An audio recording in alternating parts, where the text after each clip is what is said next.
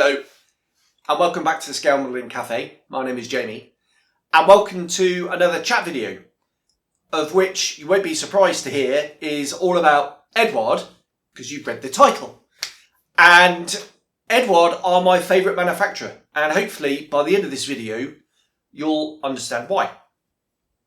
Now, I'm not going to go into the history of Eduard. Suffice to say that they grew out of the Czech Republic. In fact, I think they may have been Czechoslovakia first, before the wall came down. But they're definitely a Czech company. Started out doing a little bit of photo etch, expanded the photo etch range, expanded into producing their own limited run model kits, and they were very difficult, to be honest, back in the day. And they've just kind of grown and grown and grown. And now, in my opinion, they are world leaders in model kits. When you consider everything, I think it's widely acknowledged that to me they make the best engineered kits, for sure. They are peerless in that regard. Eduard make extremely well engineered and well fitting kits. No one is on a par with Tamiya in that regard, but Eduard are extremely good at that sort of thing. They're growing as a company, not only in size and expanding the range, but innovation and the quality of their kits. One thing that leaps out at me is I built the original 48th scale Focke-Wulf FW190 A8 when that came out. That was definitely over-engineered.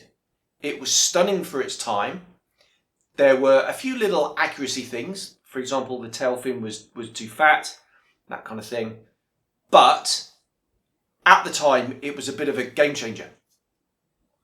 What I love about Eduard is they're not afraid to revisit older subjects and redo them. So the aforementioned FW190 started out with the A8.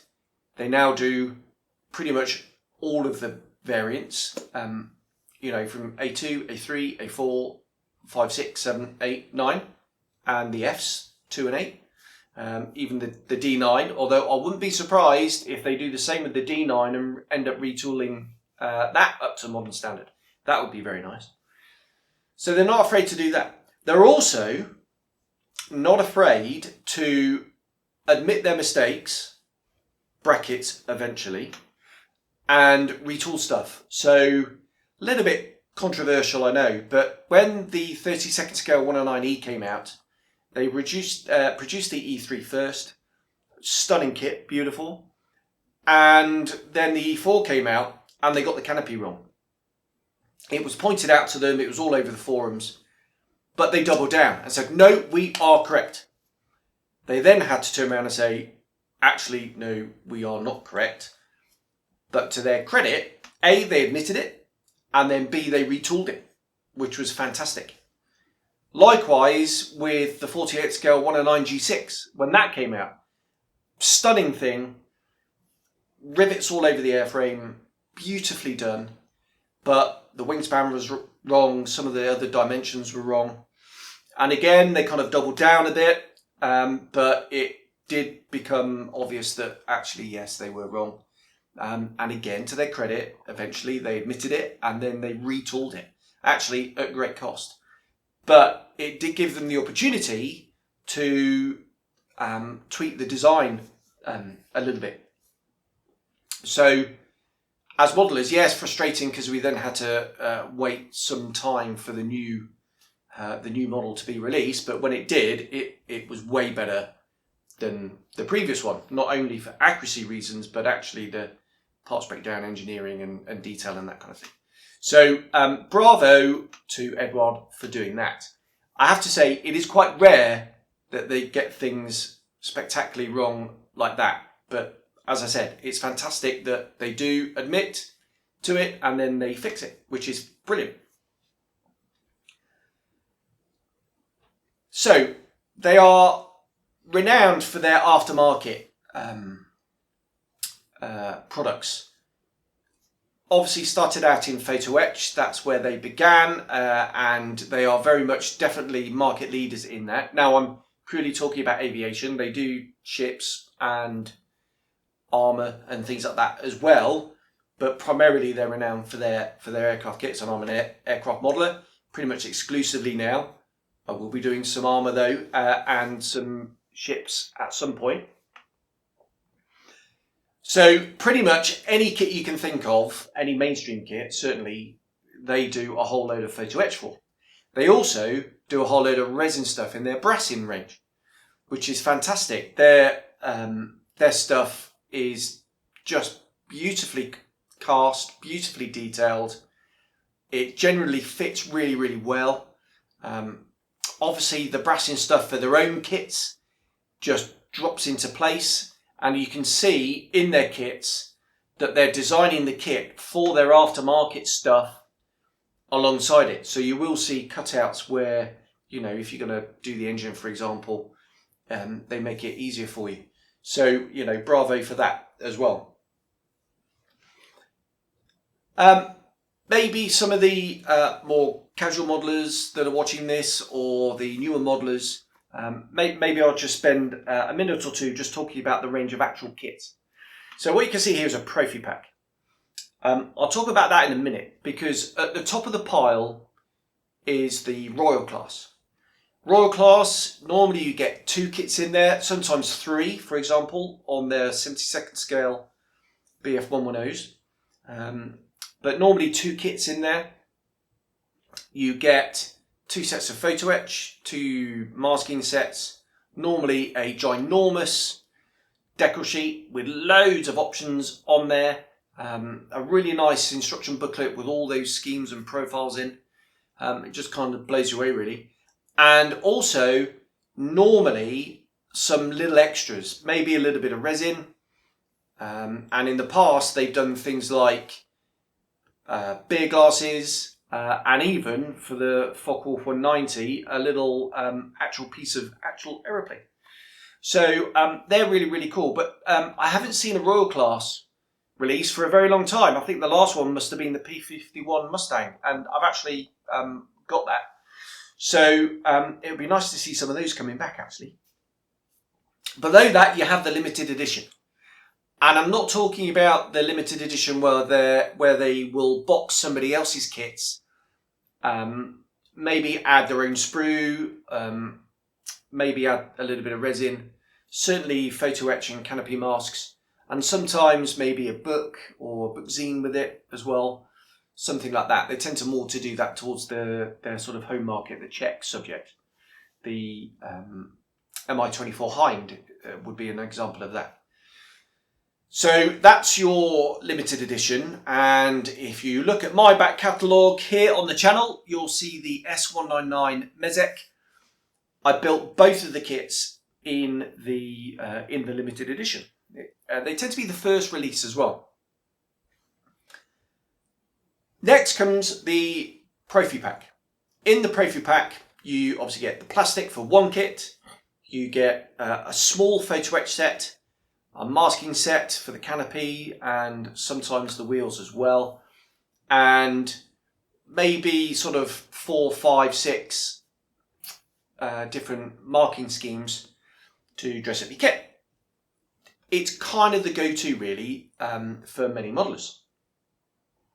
Next one below that is the weekend edition.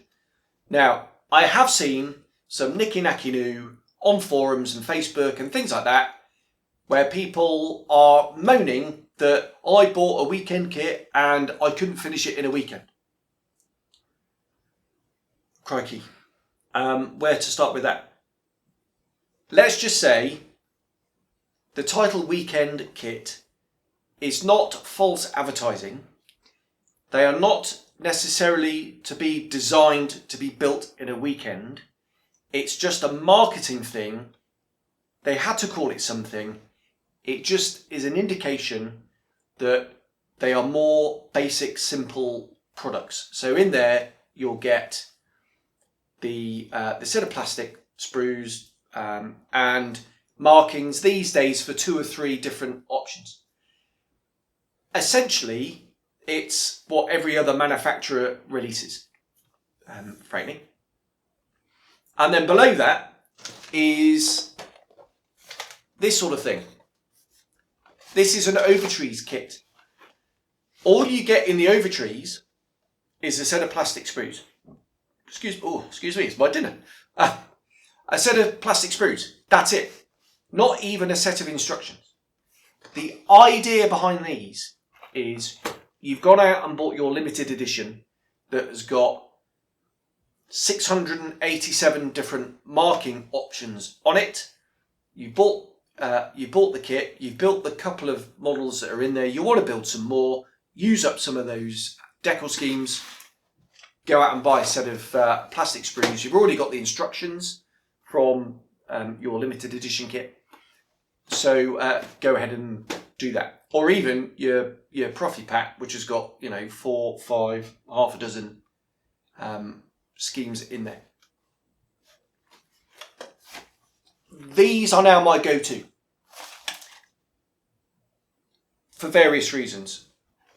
A lot of the time, even though I'm really interested in getting that particular model, like, I'm a massive fan of Eduard, they are my favourite, but it's not going to go straight onto the bench straight away. It's going to sit in the stash. And there's a part of me that says, why spend 28, 30, 32 pounds on a Profi pack kit when I can spend £8 on a set of sprues and bung it in the stash. And then maybe later on get a Profi pack when I want to build maybe 2 of the kits. Maybe borrow a set of instructions for a friend of mine who's built the kit, or maybe just download the instructions from online and do it that way. In this box, though, is what I've got is I've gone out and bought one of their space sets for this kit. This is the 109 G6 AS.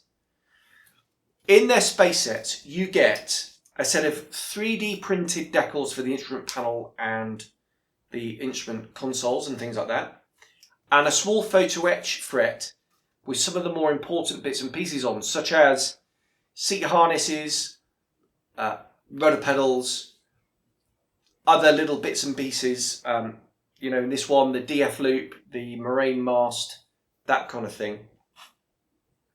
And this was actually really quite cheap. I think this was about maybe £8, pretty much the same price as the kit.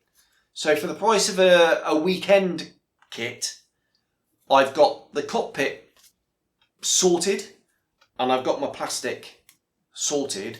All I need to do is get some decals, some markings, and if I want to, a masking set. Now it's a 109, it's quite straightforward, but in this particular kit, what I've done is I've gone out and bought the T-face set, which is the inside and the outside masks for it.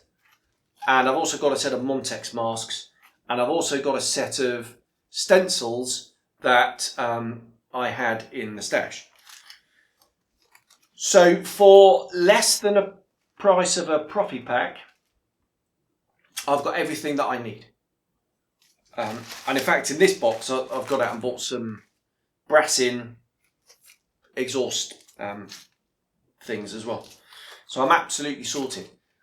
What I don't like is spending a lot of money on, say, a Profi pack and then whacking it in the stash. I'd rather get the plastic in the stash, and then as I go along, I'll start collecting little bits and pieces as I go along. It kind of spreads the cost out, and I just much prefer doing that way. And for me, I think that's more cost effective, but that's just me. The other reason why I get these is the Eduard moulds, I think, are made from aluminium, which means you can cram a load more detail in there. Makes for really refined plastic moulding, but they do wear more quickly than steel molds. And certainly this kit, the it really does suffer from mould seams, and really quite badly. The 109F that I did recently, that was so bad on the undercarriage that actually the hole between the oleo and the taut links was completely flushed over. So they do wear.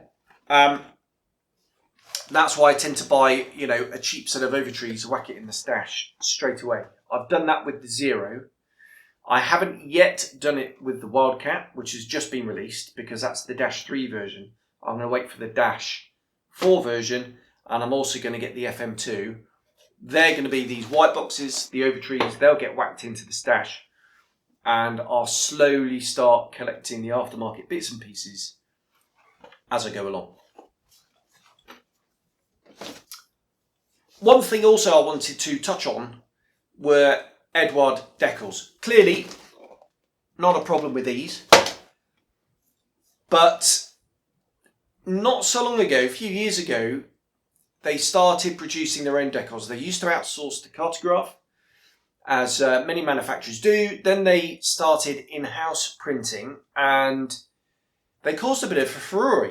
And it's kind of typical for Eduard. They often cause a bit of a kerfuffle on sort of Facebook and forums.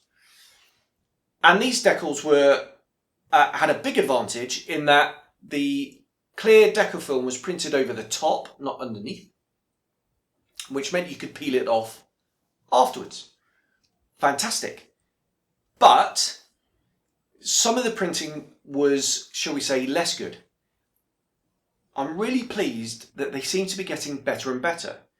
I used the decals on the S199 Mesic, the Czech one, and the colours, the printing was absolutely fine. Maybe the red and blue the colours were a little bit desaturated on the model. Looked great on the sheet. On the model, just a little bit desaturated, but they were over a dark green background, so maybe that was something to do with it. But they behaved brilliantly, settled into all the detail, really nice. I peeled off the carrier film, off the main markings, no problem. I had a bit of problems with the stenciling, but then I had used Amov MIG's setting solutions, which is actually quite strong. So that was probably the cause of that particular problem. I've heard that if you just use the setting solution, not the sole, you don't have that problem. And it appears that their decals are getting better and better and better now. And I'm just a big fan of the decals now, quite frankly.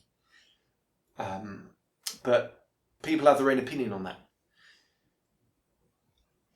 I think the main reason why they are my favourite is the quality of the plastic. They're not Tamiya engineering. No one is Tamiya engineering other than Tamiya. They're not that far behind. The fit of their kits is brilliant.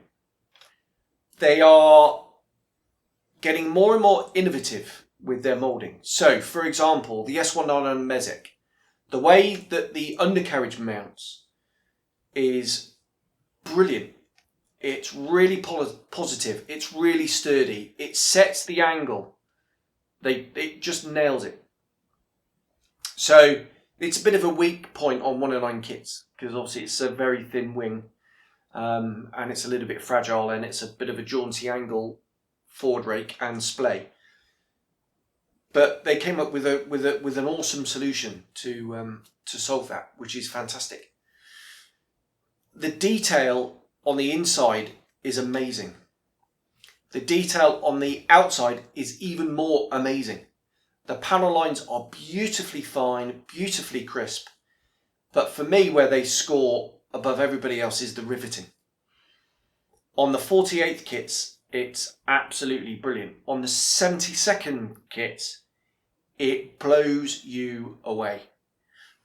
It's so fine. If you go back and look at my S199 build, they may appear too big for your taste, but trust me, that's because I've got some studio lighting, and it does tend to exaggerate and overemphasize, especially when zoomed in, things like the rivets. at normal viewing distance and normal actually close in distance with the naked eye, they are so fine. It's beautiful. And it saves me quite a few man hours. And, you know, clearly the moulded rivets are a lot crisper and a lot straighter than I can do. So thank you for that, Eduard. Please don't ever stop. And I'm sure you won't. You'll only get better. Another thing that I like about Eduard, rather than the kit themselves, is the company. They have a bit of a sense of humour. They don't mind, I'll say, causing offence. Offence is never caused. Offence is always taken. There was a little bit of controversy some years ago with their masking set with ladies in yellow bikinis and bras and pants and things. The vast majority of people thought that was very funny. But it's a bit of an indication that they have a sense of humour about things. They also don't mind admitting their mistakes when they get things wrong. They may need a little bit of a nudge in the right direction at times, but they will acknowledge where they got things wrong, mostly. Or rather, they will acknowledge it. However, they normally go ahead and fix it. The 1/32 scale 109 E4 canopy, for example. The 109 G6 in 48 scale, the initial release, where they ended up completely retooling it. I know my friend Drew has a bee in his bonnet about the MiG-21 BIS, where they didn't change the nose on it. That's one example where they didn't. But you know, a lot of the times I have to have these things pointed out to me. I can't normally see these things anyway. Yeah, so kudos for them for doing that. And that's kind of it, really. I've kind of got to the end of this little chat. So if you're still here, then thanks very much for hanging in there. Eduard, what a fantastic company. Brilliant kits, fantastic aftermarket, sense of humour, some great subjects, some great stuff in the pipeline. The 109 K4 can't come quick enough. That's easy for me to say. So I think I'll leave it there for the chatty bit. What I'll do now is I will put up a little bit of a montage with some tunes in some of my Eduard kits that I've built over the years. And yeah, and I will continue buying them. I'll continue collecting them. And I'll continue enjoying them. And stand by for the 109 G6 AS, which is going to be a 14 AS, actually, which will be coming to the channel as soon as I've finished this little wee thing down here. So thanks very much for tuning in. Have a look at some of the models that are coming up, and I'll see you on the next one. Bye-bye.